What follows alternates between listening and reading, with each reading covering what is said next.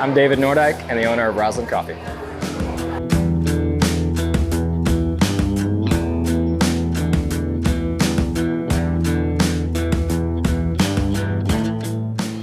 We can trace the history of coffee back to about somewhere in the 1600s. The first plant was originally discovered in an area of Ethiopia long before that, but the drink itself that we know of as coffee today wasn't created until probably around 1650.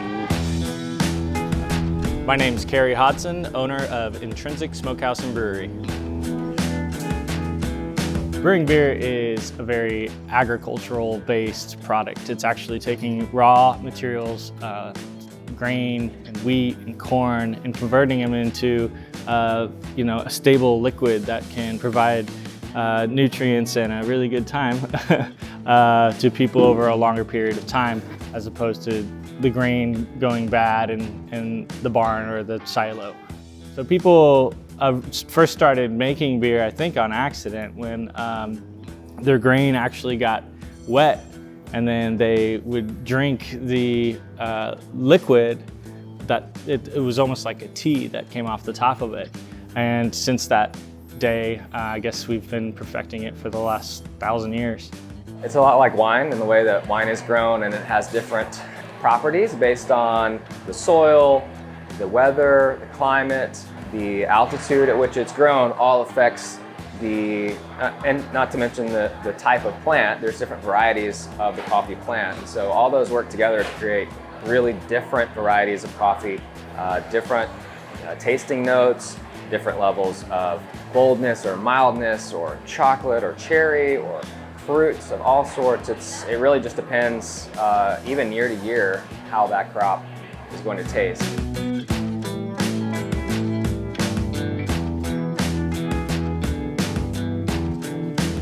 Beer doesn't just, appear in our brewery. We source ingredients from all over the world, depending on what type of beer we want to make.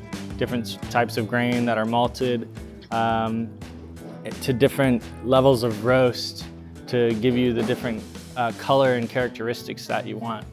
There are 3 main ingredients to beer. Grains, which you would make bread out of, grown in the fields. Hops, it's a vine growing flower. Actually, we use the flower to provide citrusy characteristics. It also is a natural preservative, and that's where beer gets its bitterness from. And then, of course, good quality water. Here's a flavor wheel of coffee. It's kind of like the color wheel, but it's got a lot more segments to it. There are flavors of coffee that range from nutty to chocolatey to fruity to meaty. So there's a wide range of flavors, and then within those broader categories, they get broken down more specifically, like strawberry or raspberry or cherry. Really, the best way to experience coffee, to find out what your favorite is just to try different ones. Ask your barista, where is this coffee from, and have them tell you a little bit about it.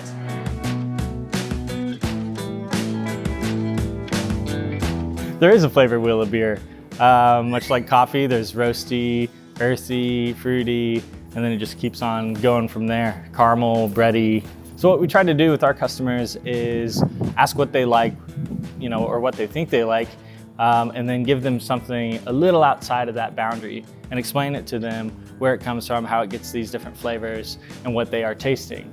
And that power of suggestion, or that little bit of education, really helps them to connect with the product and expand their taste buds, and then hopefully they find a new favorite. So over the years, as I've gotten to know Kerry and learned more about his craft and what he does, we've both come to realize that there's a lot of similarities between roasting beans and brewing coffee and brewing beer. Yeah, I wish I could drink beer in the morning. Yeah, and I wish I could drink coffee all day.